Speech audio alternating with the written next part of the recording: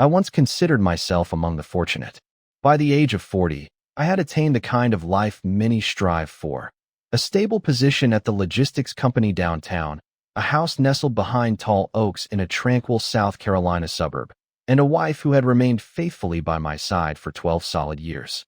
Surely, intelligent, composed, one of those women who could captivate a room with a mere glance. We were not extravagant. We were steady, predictable, even. Yet one does not notice a fault line until something fractures. And when it does, all that you believe to be solid begins to shift beneath your feet. It began on an ordinary Tuesday, the sort you never expect to sear itself into memory forever. I was driving home, idling at a red light near Baxter and Hill, when something caught my eye. A dark blue sedan was parked outside a small cafe I had scarcely noticed before. But the license plate, I knew it all too well. It was Shirley's. At first, I simply stared, my mind struggling to reconcile what I was seeing. She had said she had a late meeting at the hospital that evening. Paperwork, she'd claimed. The cafe was out of the way, tucked near the old bookstore we used to browse on Saturdays. A strange instinct took hold. I pulled over. Now, listen, I am not proud of what I did next. I told myself I was being paranoid. Perhaps she needed a break. Maybe she had run into someone. But curiosity overruled caution, and I stepped inside. The aroma of roasted coffee struck me first, warm, earthy. The place was half empty, but there she was by the window, laughing. Her eyes were bright in a way I had not seen in months. And across from her sat a man I did not recognize. Clean-shaven, perhaps in his mid-30s, wearing a blue sweater that made him look as though he had stepped out of an investment banking advertisement. They were leaning in close, as if the outside world had vanished. Her hand brushed his across the table, barely, but enough. And in that instant, something cold rushed through me. Have you ever felt My heart thundered so loudly it drowned out every other sound. That was me, standing there invisible to them, drowning in a silence that was anything but quiet. I did not confront her. I did not shout. I did not even stay long enough to hear her laugh again. I turned around, walked out as steadily as I could, and returned to my truck. I remember gripping the wheel so tightly my knuckles turned white. I did not drive home right away. I just sat there, the engine humming beneath me as if it were waiting for a decision I was not ready to make. What would you have done? Would you have barged in and demanded answers? Or would you have done what I did? Let the silence carry you? Because somehow, that silence was louder than anything you could have said. I did not cry. Not then. But something broke loose inside me. Something that felt as though it had been hanging by threads for a while. I had not even realized it. And the worst part was, I was not sure if I was more hurt or relieved, because some part of me, some quiet, buried part, had been wondering if I was imagining things, if the distance between us was just in my head. It turns out it was not. That night changed everything. I did not go home angry. I went home hollow. There is a difference. When I stepped through the front door later, the lights were off. Her car was already in the garage. Everything looked normal, still peaceful, and yet nothing about it felt the same. What would you do if the person you trusted most suddenly felt like a stranger? That question haunted me all night, and it was only just beginning. She walked in as if it were any other night. The front door creaked open around 9 o'clock, and there she was, still in her navy work slacks and soft gray blouse, her hair slightly windblown as though she had been rushing. Her heels tapped lightly across the tile, and as soon as she saw me sitting in the living room, she smiled. "Hey, babe," she said, walking over and planting a kiss on my cheek. "You eating?" "Late again." I gave a slight, almost imperceptible nod, just enough to appear natural. She dropped her keys into the small ceramic dish by the door and began speaking of traffic, a difficult patient, some scheduling trouble with next week's appointments. Her voice drifted through the room like a familiar melody I could no longer quite hear in the same way. I remained seated, letting it all wash over me. To her, nothing must have seemed amiss. I had always been the quiet one in our relationship, the one who listened more than I spoke. Perhaps she attributed my silence to the weariness of a long day. But within, I was replaying the scene from the cafe again and again. The way she leaned toward him, the way her smile reached corners it hadn't touched when she looked at me in recent months. Perhaps it wasn't new. Perhaps I simply hadn't wanted to see it. I watched her move about the house, tossing her bag onto a kitchen chair, opening the refrigerator, taking a bottle of water as though nothing in the universe had shifted. Yet for me, everything had tilted sideways. I couldn't shake the feeling that I had stepped into a different timeline, one where I was still performing the role of the husband while she quietly exited the stage, slipping away behind the curtain. I considered asking her, simply saying it outright. Who was he? But then what? She might lie, or worse, she might tell the truth. I didn't know which would be harder to hear. So instead, I lingered in that painful in-between space where nothing is confirmed, yet everything already feels lost. That night, when she curled beside me in bed, her head resting softly against my shoulder, I stared at the ceiling and held my breath. She reached for my hand. I let her take it. She whispered, "Good night." I whispered it back. And still, all I could think was how little I knew the woman lying beside me. How she could laugh like that with someone else, then walk back into our life as though nothing were broken. The matter. Sometimes, one does not confront a lie immediately. Sometimes, one waits. You gather your own truth first. Because once the words are spoken, there is no going back. And I was not ready to hear hers until I possessed something more than a glimpse through a cafe window. So, I made a choice right then. I would give her time to lie again. Not because I wanted her to, but because I needed to see it with my own eyes. I needed the truth to bleed through the fabric of our days, slow and steady, until it could no longer be denied. So, I closed my eyes that night, pretending to sleep while everything inside me remained wide awake. This was not over. It had not even started yet. I began waking up earlier, setting the coffee pot before she even stirred, slipping into my truck with a quiet click of the door, and parking 2 streets over, waiting. That first morning, I felt ridiculous, like some dime store spy tailing a suspect in a town where everybody knew your name. But this was not a game, and she was not just anyone. She left at 8:07 a.m. sharp. Same as always. Coffee thermos in hand, pale blue scrubs crisp and tucked, her hair in a tight ponytail, the style she used to wear back in her residency days. It should have comforted me. It did not. I followed her at a distance. First stop, the gas station. Just a quick fill up, then straight to the hospital parking lot. I watched her badge in, disappear through those glass doors, and vanish into her normal day. For 2 hours, I sat in that truck. Nothing. I told myself it was just one day. One clean day did not mean anything, but I needed to know. Not just for my heart, but for my sanity. So, I did it again and again. By day 3, the pattern was cemented. Work, lunch in the cafeteria with the same 2 nurses at her table, a 5-minute phone call in the break room around 2 p.m., smiling, but not that smile. Not the one I saw in the cafe. By day 5, I was starting to doubt myself. Perhaps I had overreacted. Perhaps that man was just a friend, a coworker from another floor. Perhaps I seized a moment out of context and built a mountain from a heartbeat. But my gut would not let go. You know that feeling when logic tells you to drop it, yet something deeper whispers, keep looking. That whisper grew louder with every passing hour. And at night, lying beside her, I felt the distance like a second pillow between us. She spoke as though nothing were wrong, about how the board was dragging its feet, how Susan from reception got engaged, how someone brought in banana bread that was dry as sin. I nodded, smiled where appropriate, played my part, but all the while I was writing mental notes, logging behavior, marking time. On the 6th day, I nearly convinced myself I was wrong. She came home tired, curled on the couch, kicked off her shoes, and fell asleep with the television on. Her mouth opened slightly, as it used to when she was relaxed, safe. And for a moment, I saw the woman I married, the woman beside whom I once stood and promised to protect, even from herself.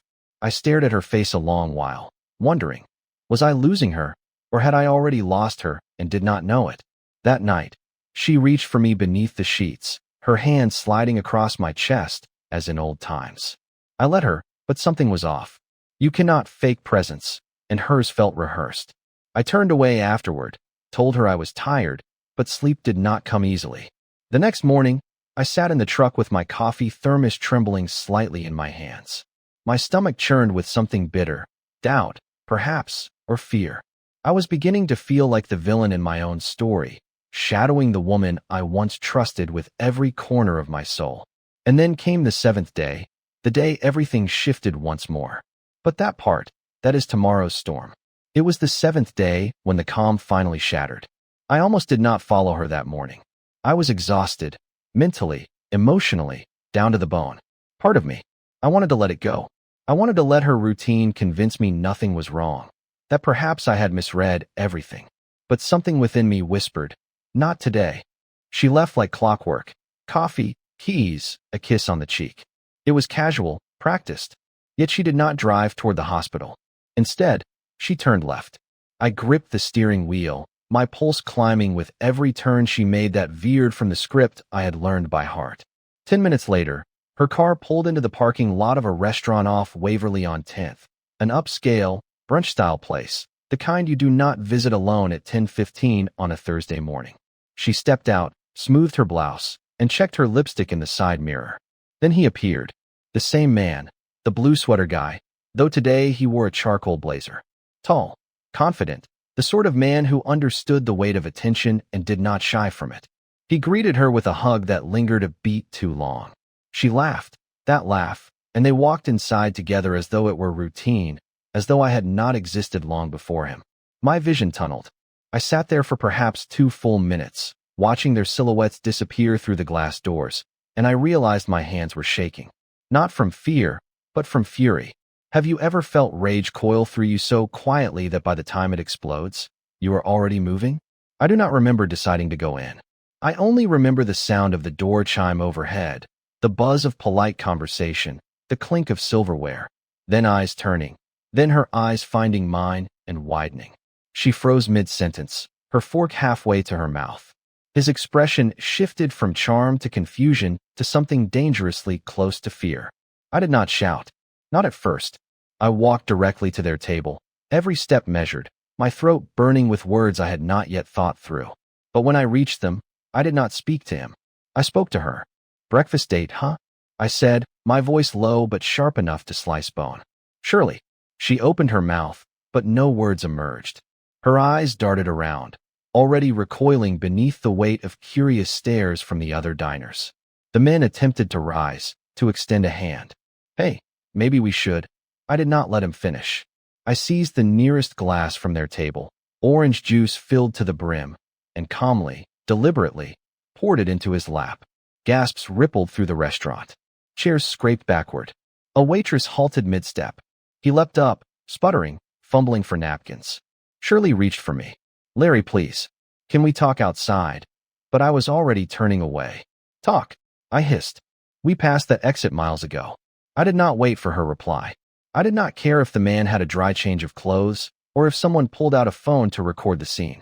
I walked out into the late morning sun, breathing heavily, hands clenched, my heart pounding as if it wanted to escape my chest.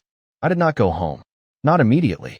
I drove, no direction, no plan, just me and the road and the roar of humiliation in my ears. There is a kind of heartbreak that does not weep, it burns. And in that moment, I was fire from the inside out. I thought of all the hours I had wasted giving her the benefit of the doubt, all the mornings I had trailed her, convincing myself I might be mistaken. And in one smug brunch, she had buried every excuse I had ever made for her, for him. He did not even matter.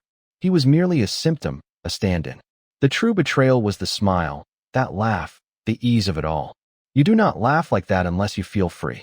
And perhaps she already was. I did not return to the house that afternoon.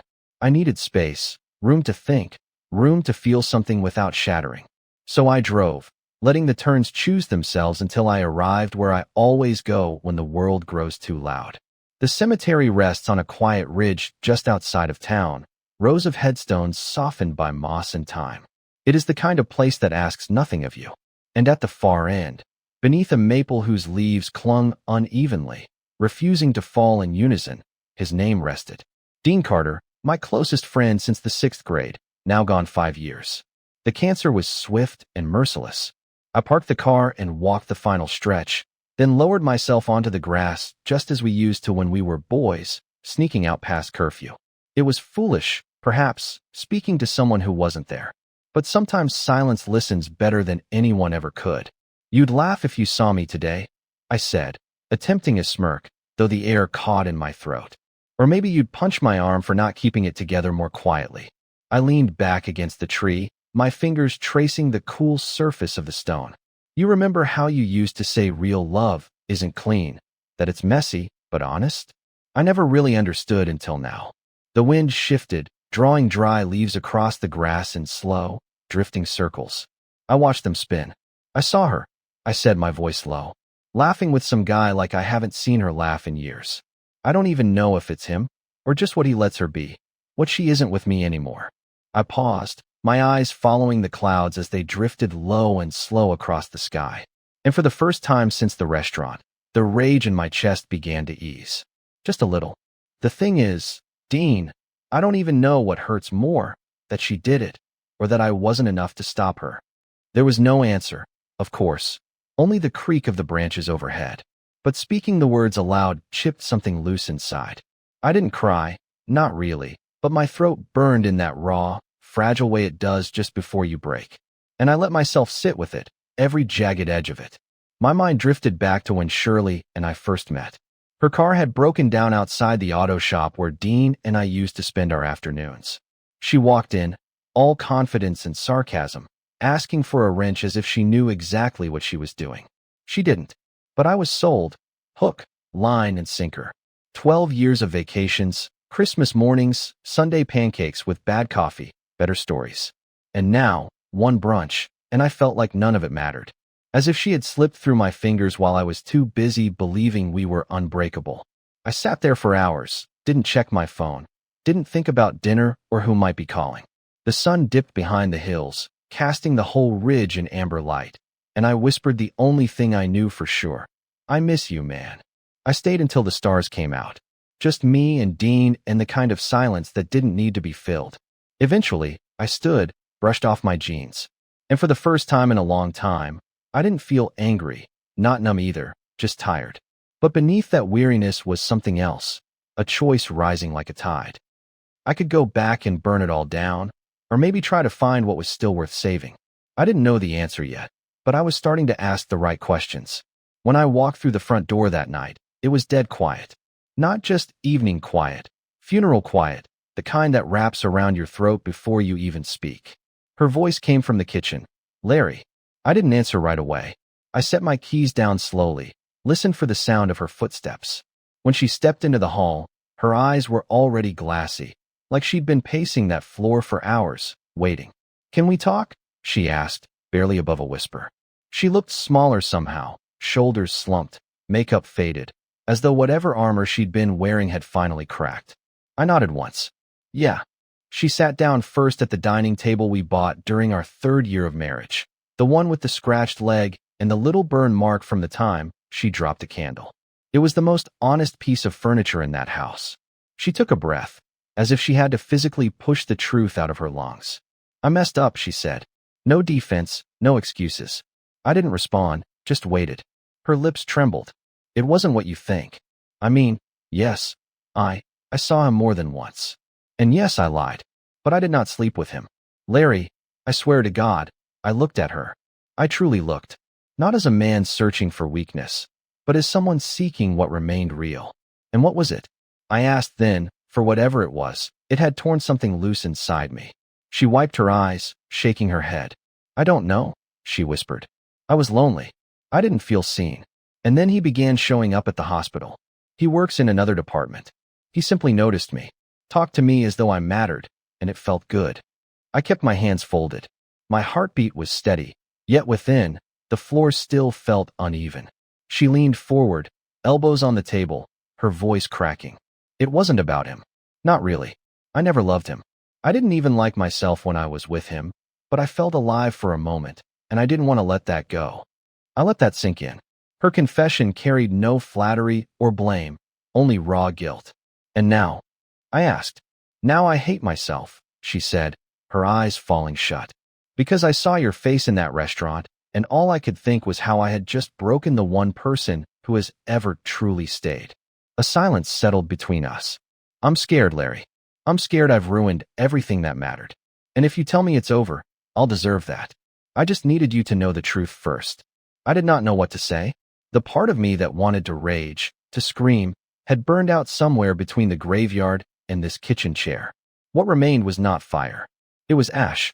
And ash does not destroy. It lingers. I didn't come back tonight to forgive you, I finally said. And I'm not here to say I'm staying. She nodded, tears slipping down her cheeks. But I needed to hear it from you.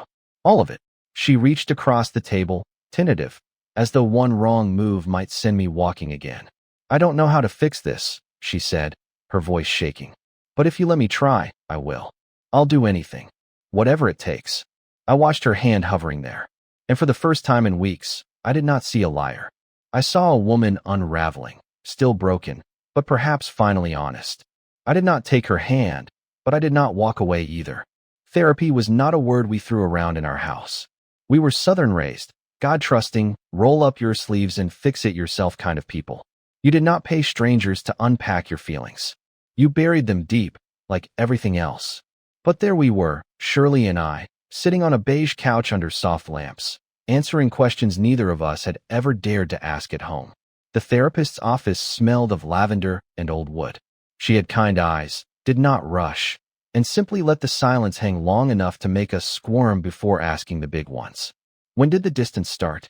I could not pinpoint it. Was it when I began working later hours? When the dinners grew quiet? When we stopped touching each other for reasons that were no longer habit? Shirley answered first. I think I started to feel invisible a few years ago. Like I was living next to Larry, not with him. I looked at her then, really looked. She was not accusing. She was hurting. And that hurt struck somewhere I had not touched in months.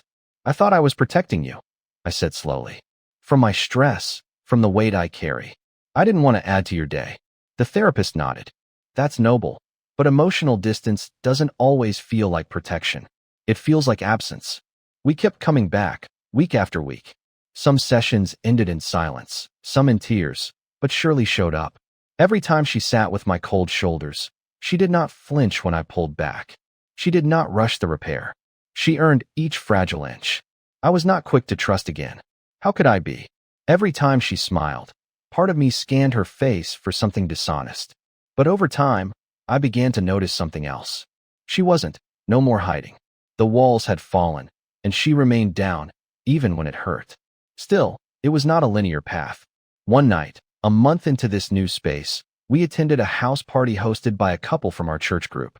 A safe crowd, good music, paper plates, and laughter. For a while, I almost forgot. I watched Shirley laugh with friends, sway a little to the music, move through the room as if she belonged there again. But then it happened. I walked through the kitchen and heard it. Her laugh, that same light, free laugh I had heard in that cafe with him. Not forced, not careful, simply alive. It twisted something deep within me. I walked out to the backyard, my breath sharp in my chest. The night air bit at my skin, but it could not cool the panic flooding my veins. I leaned against the fence, staring out past the hedges as if the dark might answer the question I could not name. A few minutes later, I heard her footsteps behind me. Are you okay? She asked gently. I nodded once, slowly, but she did not buy it. You looked like you saw a ghost, she said, folding her arms. I took a long breath. For a second, I did. She did not ask what I meant. She just looked at me the way she used to when I was unraveling after Dad passed, when I did not get the promotion, when I barely said a word for days. I know that look, she whispered.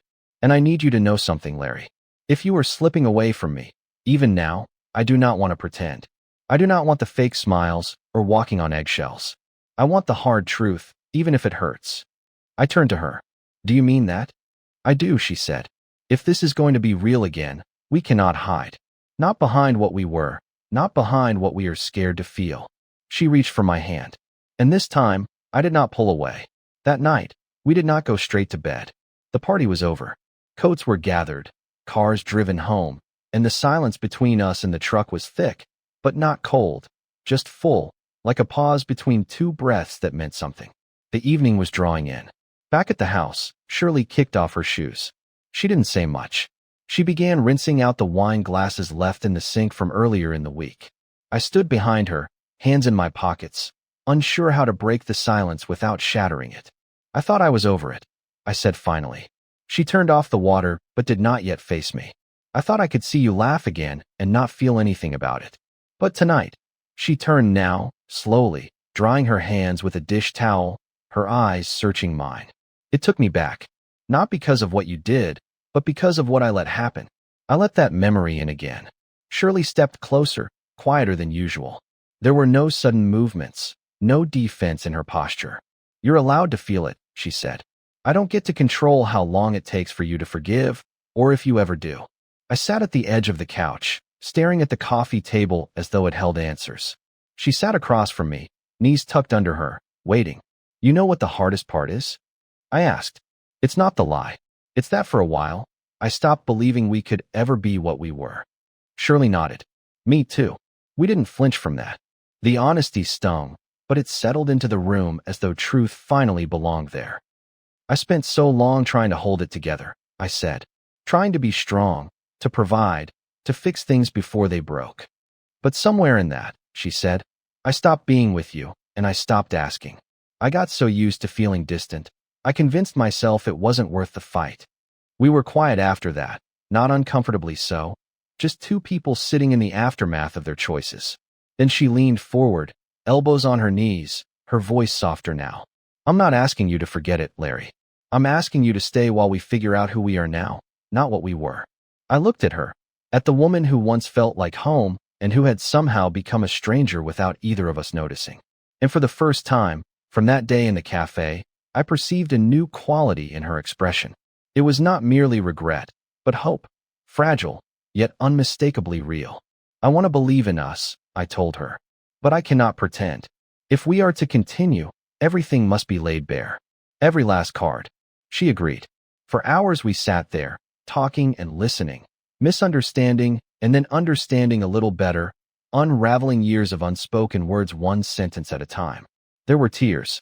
There was laughter as well, quiet, raw, astonished by its own reappearance. When we finally moved to the bedroom, there was no ceremony, no performance, only a closeness that asked for nothing more than presence. We did not say, "I forgive you." We did not say, "I love you." We simply remained in the same room, breathing the same air, sharing the same truth. And sometimes, that is enough to begin again. The strangest part of healing is how ordinary it appears from the outside. You still take out the trash. You still make coffee. You still forget where you left your wallet and find it later between the couch cushions, alongside a receipt from 3 weeks ago. Yet something has shifted, not dramatically, not loudly, but palpably. We were not in love like newlyweds, nor were we in pain as we had been. We existed somewhere in between, wounded, perhaps, but willing. Slowly, she began leaving little notes again, not poems or apologies, just brief, honest things. "The coffee is strong today, just how you like it, or don't forget, you matter." I would find them in my jacket pocket, in my lunch bag, sometimes on the bathroom mirror in her looping cursive. I never said it aloud, but I started saving them. I stopped checking her phone, stopped retracing her movements in my mind. Not because I had forgotten, but because the energy it took to guard myself was eroding the person I longed to become again. Trust had not returned, but the door to it had opened a crack, and she kept appearing, quietly, steadily, pushing it wider. We were still attending therapy, still speaking more than we had in years. There were nights when we spoke too much, and nights when we did not speak enough. Yet silence no longer felt like an enemy. It was a pause, not a punishment. One morning, I woke before the alarm. Light was just beginning to peer through the blinds. Shirley lay asleep beside me, her hair fanned across the pillow as though she had not stirred for hours. Her hand rested near mine, not touching, but close. And in that quiet, I realized I did not feel haunted. It had been weeks since I replayed the scene from the cafe in my mind, weeks since I flinched at her smile.